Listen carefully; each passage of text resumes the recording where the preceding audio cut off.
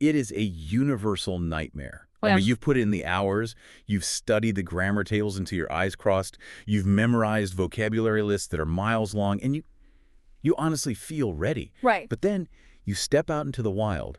You're in a real conversation, maybe a coffee shop, maybe a high-stakes meeting, and someone looks you in the eye and asks a simple question, and just blank. The blue screen of death for the human brain. That is exactly what it feels like. Your Yeah. brain just freezes, the words go into witness protection, and you're just standing there smiling awkwardly, praying the ground swallows you whole. We've all been there. Oh, absolutely. It's that specific sweating terror of going blank. Yes. And it's a very common phenomenon and so frustrating. It's what linguists and psychologists often call performance anxiety in language learning. The irony is you usually know the information. Oh, you know it's in there somewhere. It's sitting right there in your head. Yeah. But the stress of the moment, the social pressure, it just blocks the neural pathways to get to it. It's like having a library full of books, but the door is locked and you lost the key. And that is exactly what we are tackling today. We're doing a deep dive into a comprehensive guide from Twinix on mastering English dialogues.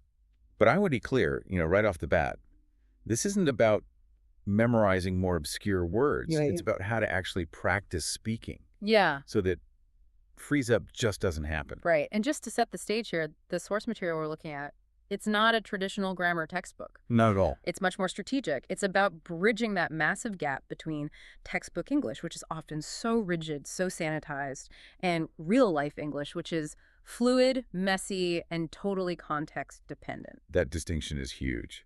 So our mission today isn't to teach you the present perfect tense. It's to give you the scripts for specific real-world context and maybe even more importantly, the behavioral techniques to train your brain to use them under pressure. The core philosophy here is fascinating. The source argues that fluency isn't just about accumulating data, it's about training a physical skill. Like a sport. Exactly. Think of it less like studying history, where you just memorize dates and facts, and more like training for a sport. You can read about tennis mechanics all day long, you can study the physics of a serve, but until you actually swing the racket, you aren't a tennis player. And to swing the racket in English, you need to know what game you're playing. The guide makes a huge point about context. You do not speak to your boss the same way you speak to your best friend over a beer. No. If you mix those up, things get weird fast. So weird. Precisely. This is where the concept of register comes in. If you use the wrong script in the wrong setting, even if your grammar is technically perfect, you'll sound unnatural. You might sound stiff or rude or just off. So let's look at scenario A, friends. The source identifies a big problem with how most people learn to greet friends. We're taught the robotic, "Hello, how are you?" And the inevitable, "I am fine, thank you," which implies you're a robot sent from the future to observe humanity. Nobody talks like that. Nobody. It blocks connection because it's so formal. So the source suggests swapping that out for the much more natural, "Hey, what's up?" And the response, this is key, isn't, "I am fine." No. It's not much, just chilling. What about you? Just chilling. That is such a key phrase for learners to adopt. It immediately signals a relaxed, informal vibe. It tells the other person, I'm off the clock, I'm relaxed, you can relax too. Another one I loved was for when you haven't seen someone in a while. In textbooks, you might see, "We have not seen each other for a long time." Which is grammatically correct. But it sounds like a legal deposition. That's... The source pushes the classic, "Long time no see." Okay, but isn't that grammatically incorrect? Long time no see. There's no verb. It's a grammatical disaster, technically speaking. It's actually a fossilized phrase, possibly from Pidgin English that entered the language a long time ago and just stuck. But if you say, we have not seen each other for a long time, you create distance. Long time no see bridges that gap instantly. It's warm. And the response to that, according to the text, is, yeah, it's been ages. It's been ages. I like that. But here is where it gets really interesting. The source explicitly mentions that the words are only half the battle. You have to play with the tone. What do you mean by playing with the tone? Like acting? Essentially, yes. You can say, hey, what's up? With joy, with tiredness, with surprise. The source suggests practicing these simple phrases with different, emotional overlays. Say it like you just won the lottery. Right. Say it like you just woke up. This trains you to sound authentic rather than like you're reading from a teleprompter. I like that. It adds a human element back in. Now, let's flip the switch. You walk into the office. The just chilling vibe probably isn't going to fly with the CEO. I would strongly advise against walking up to your boss and saying, yo, what's up? Yeah, probably not. Unless you work at a very specific type startup where everyone wears hoodies. So for the workplace, the source shifts the script entirely. The greeting becomes, "Good morning, how's everything going?" And the response is a bit more guarded. "Everything's fine, just a bit busy." Not the nuance there, just a bit busy. In a professional context, especially in English-speaking business cultures like the US or UK, being busy is a status signal. Mm. It shows you're in demand, you're productive, it's functional small talk. It was a humble brag A almost. little bit, but it's also a shield. It says, I'm working, let's keep this brief. They also offer some great safe openers for the office, because standing in the elevator in silence is just painful. Phrases like, "busy day ahead," or "ready for the meeting." Oh, did you see the new project brief? These are excellent because they are low risk. They grease the wheels of social interaction without crossing a boundary. You weren't asking about their divorce, you're asking about the meeting. It's safe ground. But, even with the right greeting, the conversation can stall. That's the second nightmare, the awkward silence. The source calls this maintaining an informal conversation and suggests having some icebreakers ready. Right. And again, specificity is your friend here. Don't just ask, do you like TV? It's too broad. Way too broad. It puts the burden on the other person to think of a show. So the example they give is much better. "Did you watch that new Netflix series?" And the response script is great.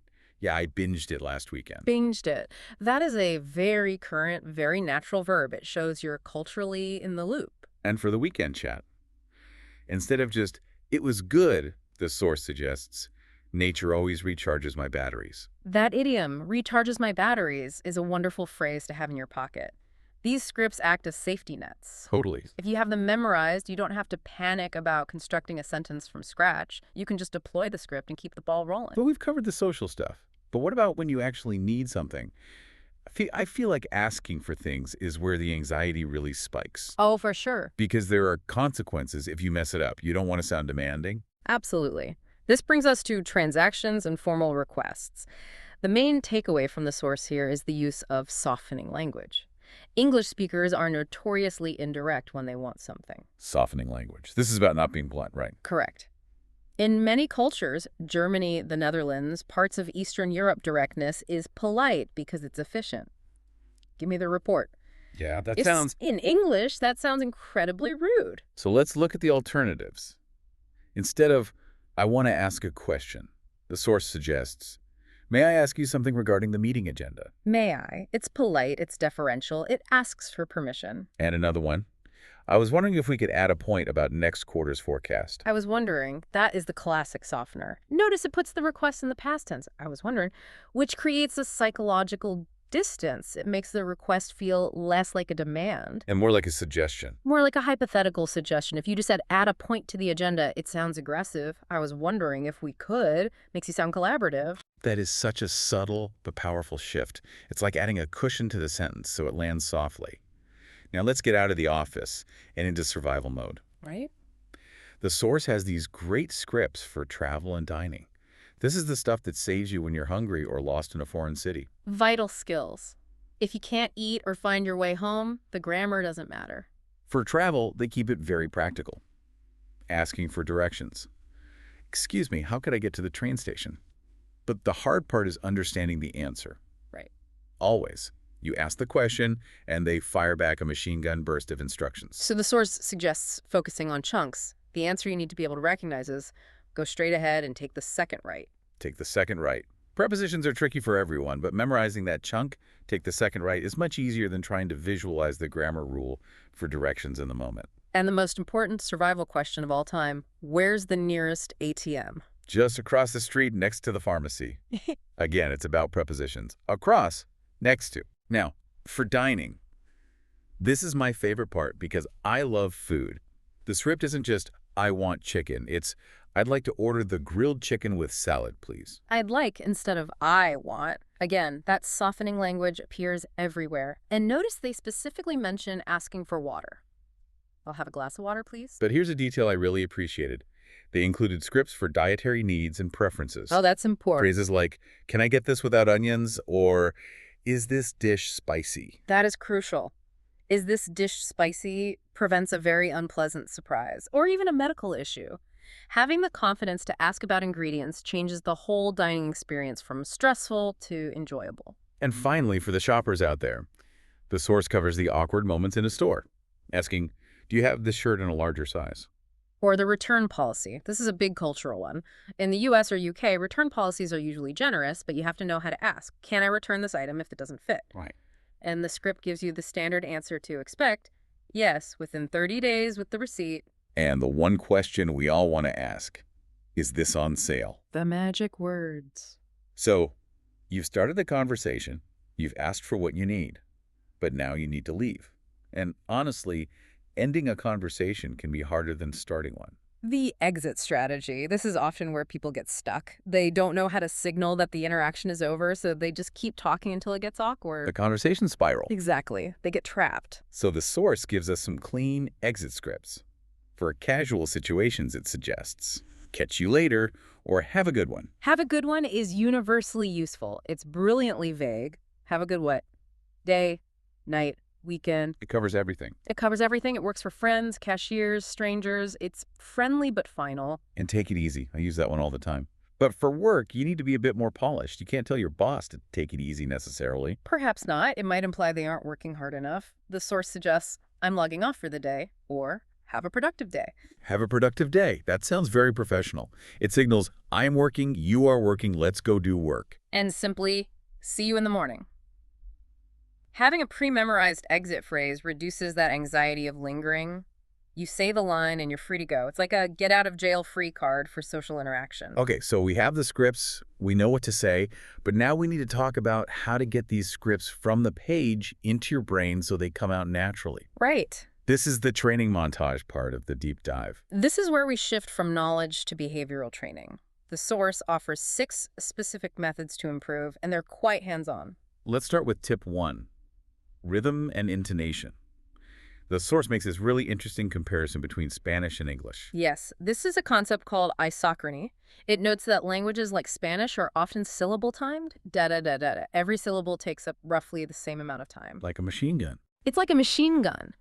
But English has a marked rhythm. It's stress-timed. It's more like Morse code. Some syllables are loud and long, others are crushed and short, and basically disappear. The example they give is the word comfortable. Right. A learner, reading from a book, sees the spelling and tries to pronounce every vowel. Comfortable. 4 distinct beats. 4 beats. But a native speaker swallows the vowels to keep the rhythm, it sounds like. C-O-M-F-T-R-B-L. C-O-M-F-T-R-B-L. It's like 3 syllables, maybe even 2.5. Exactly. We eat the unstressed vowels. The source advises that you shouldn't be afraid to exaggerate this. To practice, it suggests imitating famous speeches. It specifically mentions Martin Luther King's I Have a Dream speech. Oh, that's a high bar. That's like learning to drive in a Ferrari. It is, but the rhythm in that speech is unmistakable. It's incredibly musical. If you can mimic that musicality, the rises and falls, you start to break the habit of robotic syllable-by-syllable speaking. You start to feel the music of the language. Which leads perfectly into tip 2, shadowing. Now, I describe this as repeating what someone says just to annoy them, but apparently it's a legitimate educational tool. It is highly effective. Shadowing is where you listen to audio, a podcast, a YouTube video, and you repeat exactly what they say while they are saying it. You don't wait for them to finish. You don't wait. You overlap them. You try to match their speed, their pauses, their intonation perfectly. The source suggests starting with subtitles on, maybe slowing the speed down to 0.75. That's a good tip. It's not about understanding the deep meaning. It's about training your mouth muscles to move in English patterns. It builds muscle memory. It's like choreographing a dance for your tongue. Tip 3 is something called the topic jar. This sounds like a party game. It essentially is. You write different topics on slips of paper, movies, travel, food, technology, put them in a jar. Then, with a partner, you pull one out and have to talk about it immediately. I love this because it forces spontaneity. You can't prep. You just have to go. And the source notes that your partner doesn't need to be a native speaker. Just someone to practice that back and forth dynamic with. It trains you to access vocabulary under pressure, which is exactly what happens in real life. Now, tip 4 is the painful one, the cringe factor, recording yourself. Yes. The source advises recording yourself speaking and then listening to it. Why would you do that to yourself? Nobody likes the sound of their own voice on tape. Because our mental image of our voice is often very different from reality. You might think you are saying COMF, DAROUA, DARFIL with perfect rhythm, but the recording reveals you're actually saying comfortable. The microphone doesn't lie. The source does say something reassuring here. Don't try to fix everything at once. That is key. If you listen to the recording and try to fix your grammar, your accent, your vocabulary, and your speed all at once, you will just cry. Focus on one thing per recording. Today, I'm just checking my pronunciation. Tomorrow, grammar. Speaking of critiquing, tip 5 is about analyzing errors. The source suggests creating a list on your phone called the villains of English. I love this concept. You don't just write down a word you got wrong, you write the context. Right. The example they give is crucial. Actually versus currently. A classic mistake for Spanish speakers or false friends actually looks like the Spanish word actualmente, so people assume it means right now. But it doesn't. But in English, actually means in fact, or surprisingly. Currently means right now. So in your villains list, you wouldn't just write actually bad. You'd write, I want to say I work from home now, so I should have used currently, not actually. And the source suggests a color code system. Red for vocabulary errors, blue for grammar, green for pronunciation. This turns your mistakes into data. If your list is all blue, you know you need to study grammar. You can see where your weaknesses are. At a glance, yeah. Finally, tip 6, role plays, but with the twist. Yes, start easy, like ordering coffee. But then increase the difficulty. Negotiate a raise, return a broken item. And the surprise element. This is brilliant. Have your partner introduce a random problem. You're ordering coffee, and suddenly the barista says, "We're out of milk." Or on a phone call. The connection is bad. Can you repeat that? It trains adaptability. Because in the real world, things go wrong. It prevents you from relying solely on a perfect, memorized script. It forces you to think on your feet, which is the definition of fluency. So let's bring this all together. Yeah. We've got the scripts for friends, for work, for survival. We've got the exit strategies.